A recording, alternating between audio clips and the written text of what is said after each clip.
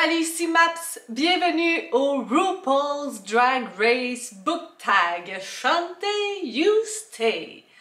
Alors, j'ai vu ce tag passer sur la chaîne d'Encore une page et elle m'a même tagué pour que je le fasse. Si vous ne connaissez pas l'émission RuPaul's Drag Race, ben, je vous encourage à aller découvrir cette émission-là de compétition de drag queen. Personnellement, je l'ai vraiment découvert sur le tard, ça fait même pas 6 mois. Puis c'est vraiment un addon parce que je suis pas quelqu'un qui écoute énormément la télévision. Je sais pas pourquoi, c'est juste comme ça. Donc, toutes ces émissions-là de compétition, je les suis pas, j'ai aucune idée qu'elles existent. Et même l'univers des drags, c'est pas un univers que je connaissais, j'en avais entendu parler, j'avais une idée de qu'est-ce que c'était, mais vraiment pas plus que ça. Par contre, je pense que le déclencheur, ça a été lorsqu'ils ont annoncé les concurrents pour Big Brother célébrité là, du Québec.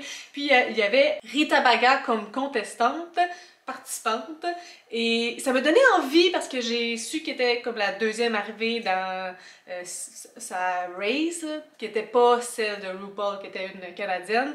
Donc ça me donnait envie de découvrir ça, puis je me suis dit, ben tant qu'à faire, je vais commencer par le début des compétitions de drag queen, soit la première saison de toutes les premières saisons, celle de RuPaul's Drag Race. Puis cette saison-là, elle date de plusieurs années. Attendez, je vais vérifier là, avant de vous dire des mensonges.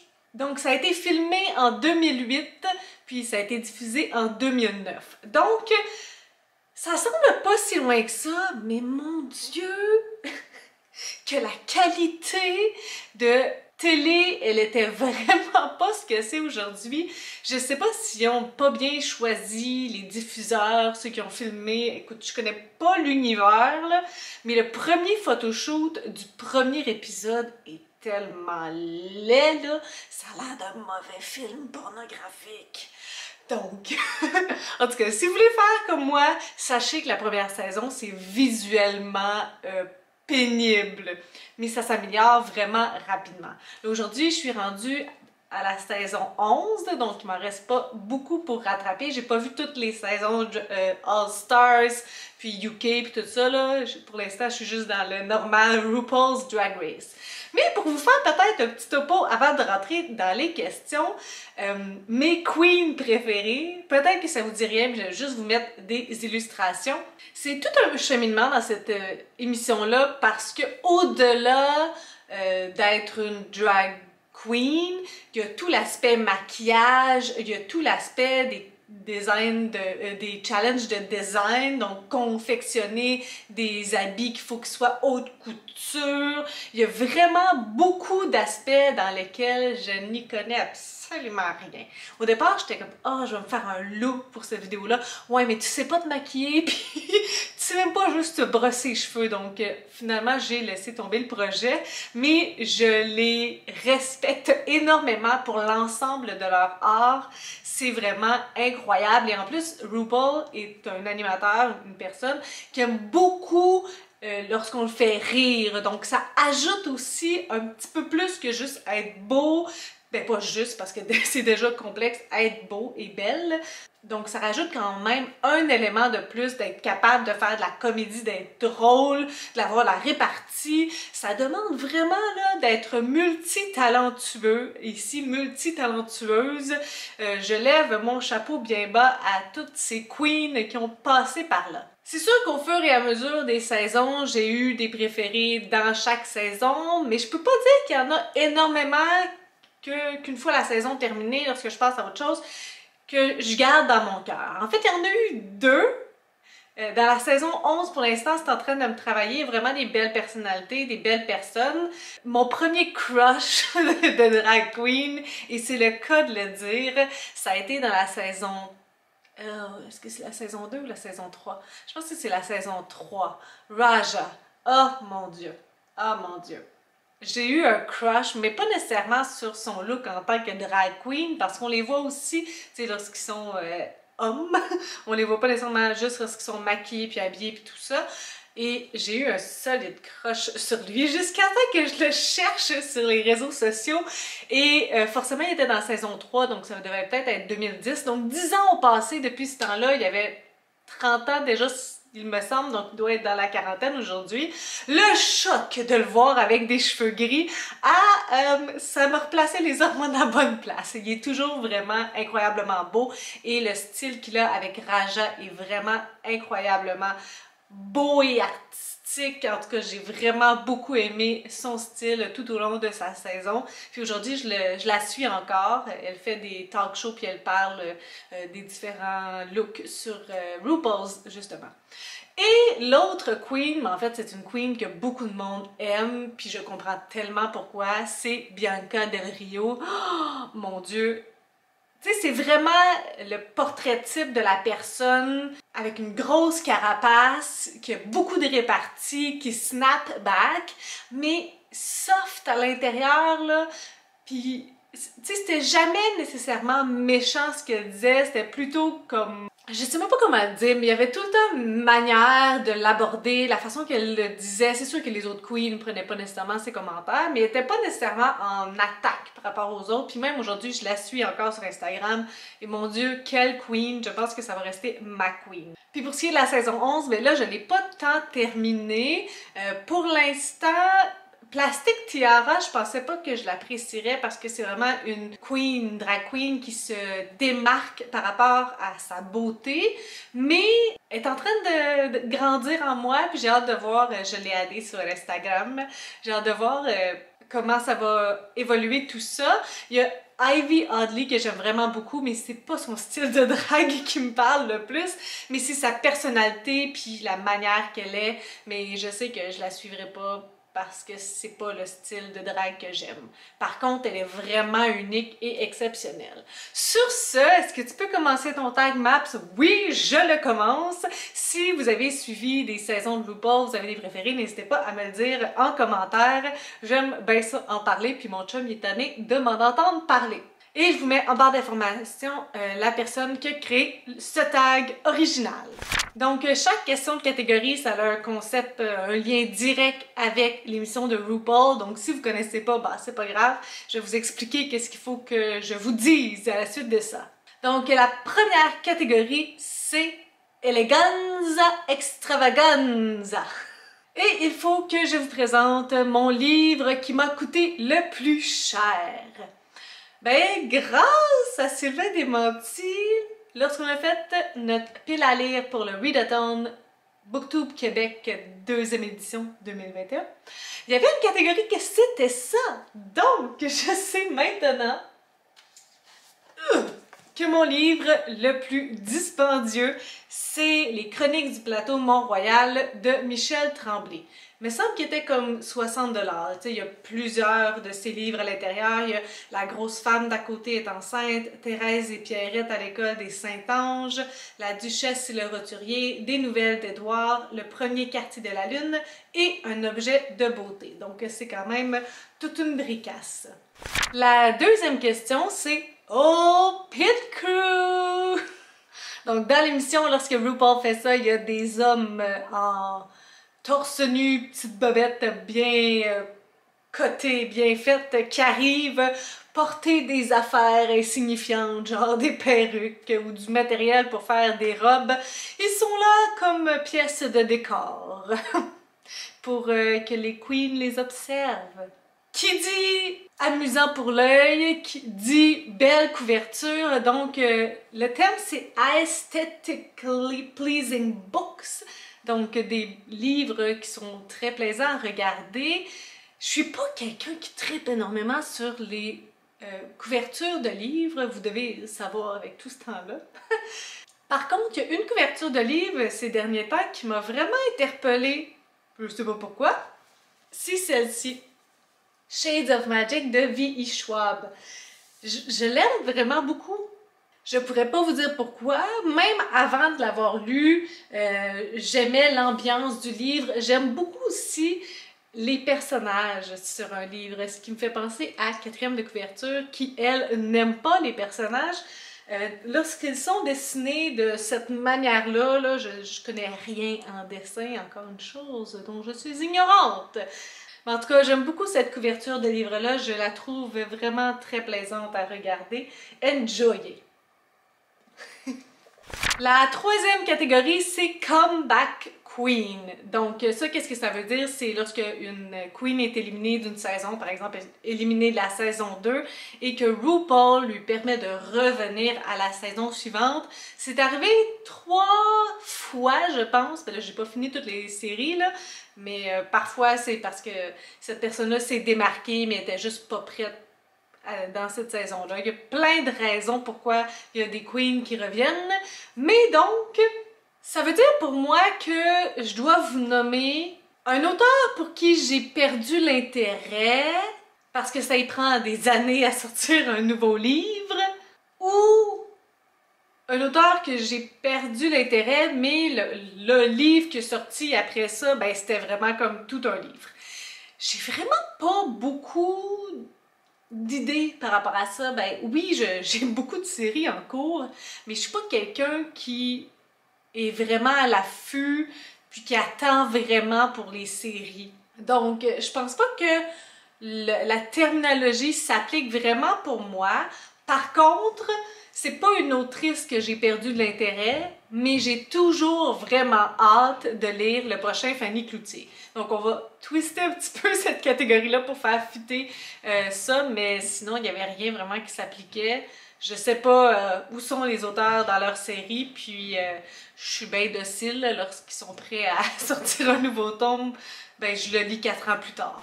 Quatrième catégorie, Don't Fuck It Up.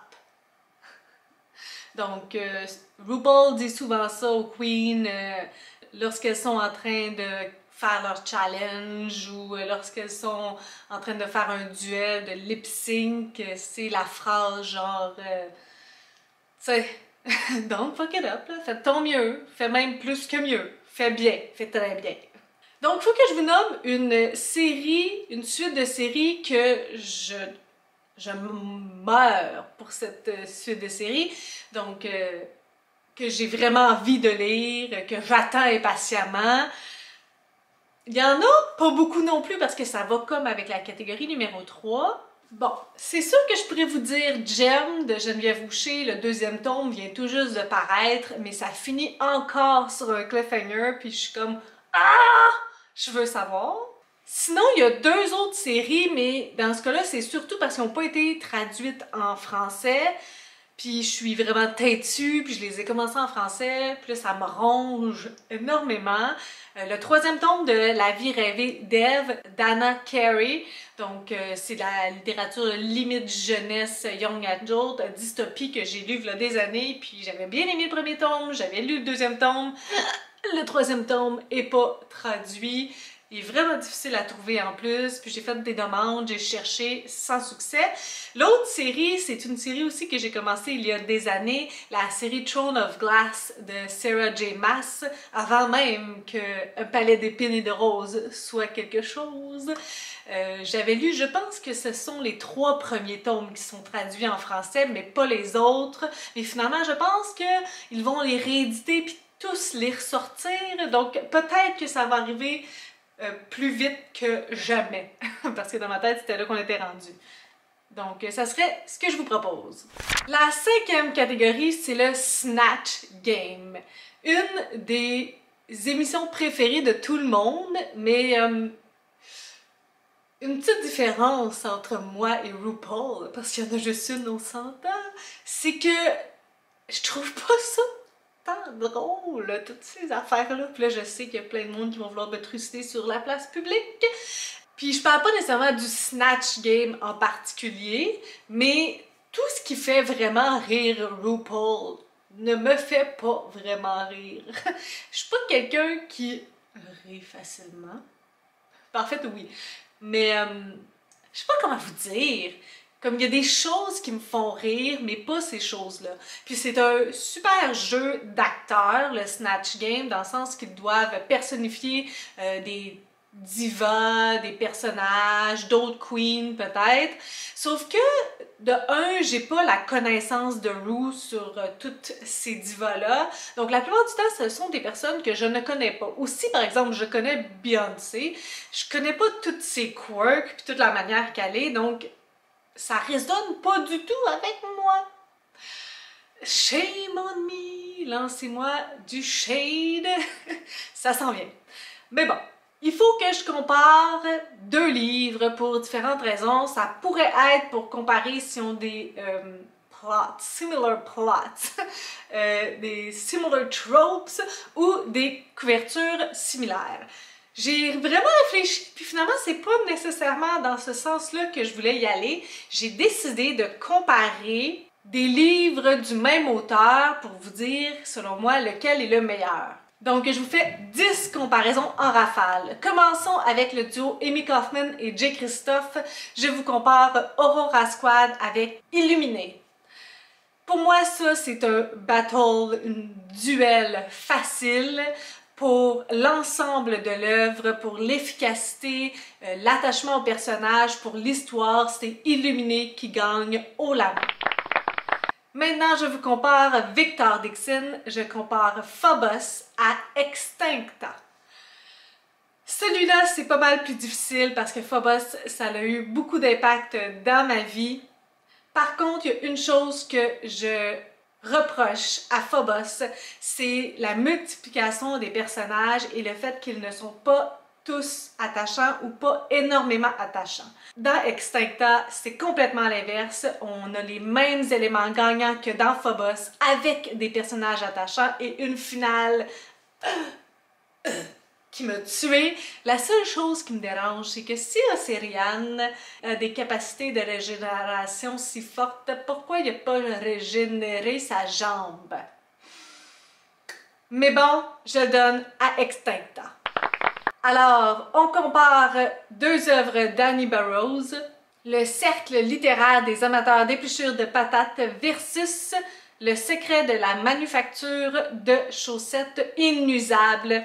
C'est facilement Le cercle littéraire des amateurs d'épluchures de patates qui gagne pour l'aspect épistolaire, pour l'aspect historique, pour les personnages attachants. Ce sont toutes des choses que Le secret de la manufacture n'a pas su faire. Marie Laberge, Quelques adieux versus Sans rien ni personne. Je sais qu'on compare un drame avec un cold case, mais malgré tout, Sans rien ni personne était vraiment meilleur, avec des revirements, avec une histoire intéressante qui nous tient en haleine, alors que Quelques adieux, c'était un genre de triangle. Plein de trucs louches là-dedans. Si on compare Brittany C. Cherry, The Air He Breathes versus La flamme qui nous consume, The Air He Breathes, bing bing bing, haut la main, une histoire déchirante de reconstruction entre deux personnages adultes avec un passé difficile versus une histoire de jeunes ados avec des passés aussi difficiles, mais c'est définitivement The Air He Breathes qui est le plus fort, émouvant et intéressant. Si on compare Michel Jean, Coucoum versus Elle et nous, yeah! Pour moi, ça a été Coucoum. Peut-être que je suis biaisée parce que j'ai lu Coucoum avant de lire Elle et nous, et dans l'ordre des choses, Elle et nous a été publié avant Coucoum. Par contre, pour moi, Coucoum, c'est une œuvre en entière qui est linéaire, qui se tient.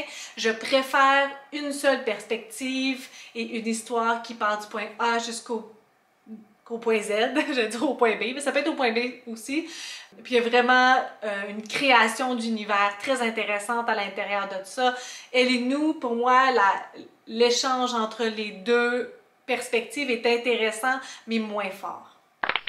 David Goudreau, si on compare La Bête avec Ta mort à moi, c'est La Bête qui gagne haut la main pour l'ensemble de l'œuvre, pour l'addictivité, pour les jeux de mots, pour la poésie, pour l'intelligence de l'œuvre.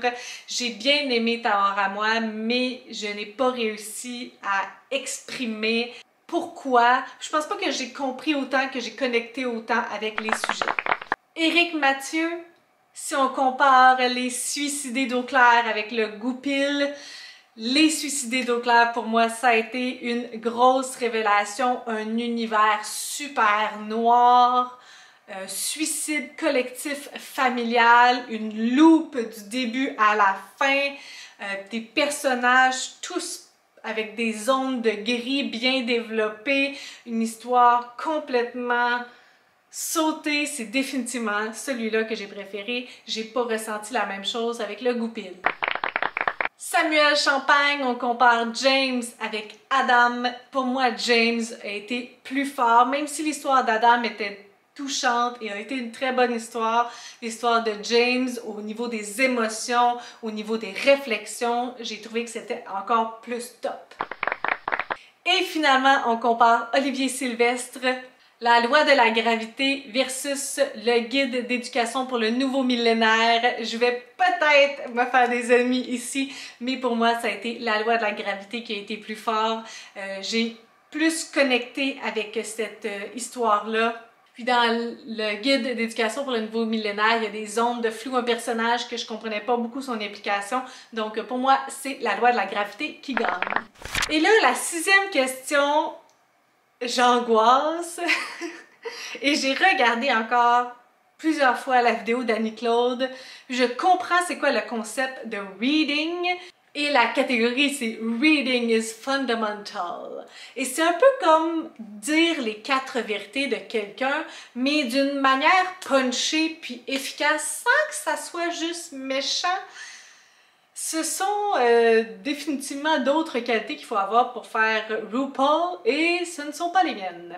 Annie-Claude était vraiment bien partie dans son affaire, elle avait des idées, des bonnes idées. Je pense vraiment pas que je vais être aussi bonne que ça. Puis j'ai essayé de réfléchir à des idées, puis c'est même là que ça bloque, ok? J'ai choisi d'y aller avec le Cercle littéraire des amateurs d'épluchures de patates, livre coécrit par Marianne Schaffer et Annie Burroughs. Puis je suis supposée de dire les 4 vérités de mon livre préféré. Là, j'aurais pu en choisir une tonne. J'ai choisi d'y aller avec celui-là. Je me suis dit que ça pouvait peut-être être plus facile. Comment vous dire? J'ai décidé d'y aller avec le Cercle littéraire des amateurs d'épluchures de patates. Tout un titre pour quelque chose de pas ben original. Puis veux-tu bien me dire, toi, 2 autrices pour écrire quelque chose comme ça? C'est l'histoire d'une fille, comprends-tu? Qui est une autrice au top, mais qui sait plus quoi écrire. Ça va bien mal à la chambre. Fait que dans le fond, c'était une one-hit writer. Puis tu sais, avec tous ces beaux mots-là de patates, là, je veux bien qu'il y ait une histoire culinaire à l'intérieur de ça, mais c'est bien juste une histoire d'amour plate-plate, là. Avec un petit peu de suspense, il y a un autre gars dans le background, mais finalement, on sait tous très bien comment ça va finir. Bon, puis un titre comme ça, puis il n'y a même pas de patate dessus, je comprends qu'il y a de l'échange de lettres dans le livre, mais il fallait choisir. Est-ce que c'était l'échange de lettres qui était le plus important ou c'était les patates? Sur ce, j'espère que vous avez apprécié, puis que je me suis pas trop ridiculisée. Et la 7e catégorie, c'est RuPaul's Best Friends Race, donc de taguer les gens qui veulent faire ce tag-là. Je sais pas s'il y en a d'autres qui suivent RuPaul. Ben, techniquement, vous n'êtes pas obligé, mais ça va vous sembler vraiment bizarre de répondre à ces catégories-là sans avoir le contexte autour. Mais si RuPaul vous intéresse, ben, je vous propose de faire ce tag-là si vous avez eu du plaisir, puis jugez-moi pas trop sévèrement, là. J'ai vraiment pas toutes les qualités pour être une queen. C'est sûr que RuPaul, il y a tout l'aspect de la compétition, mais aussi l'aspect de l'amitié entre les queens. Il y a aussi beaucoup de segments touchants par rapport à ce qu'elles ont vécu, quand est-ce qu'elles ont commencé à être drag queen, leur expérience, les difficultés, les obstacles. C'est quelque chose qui est vraiment très humain aussi comme émission. On ne peut pas rester insensible à ça, puis il y a des sujets très d'actualité. En plus, vu que ça se passe aux États-Unis, ben il y a des sujets qui sont encore plus sensibles. Puis c'est sûr que si vous aimez le drame, ben lorsqu'on compare, puis lorsqu'on met 15 queens dans une même pièce avec une personnalité immense, ça clash parfois. Donc si vous aimez le drame, ça peut être pour vous aussi. Sur ce, si vous avez des suggestions, des critiques, des commentaires, n'hésitez pas à le faire en dessous de ma vidéo. Je publie des vidéos assez fréquemment dans une semaine. Si vous avez aimé cette vidéo, n'hésitez pas à mettre un petit pouce et à vous inscrire à ma chaîne. Sur ce, je vous souhaite de bonnes lectures.